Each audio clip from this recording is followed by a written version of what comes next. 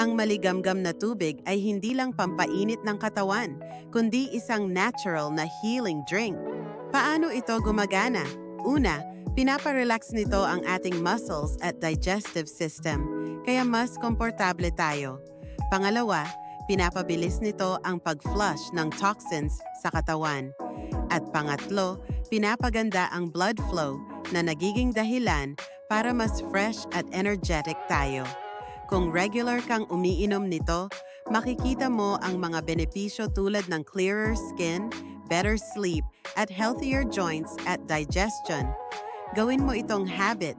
Uminom ng isang baso pagkatapos magising at isang baso bago matulog.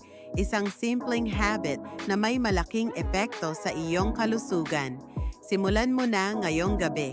Maghanda ng baso ng maligamgam na tubig bago matulog.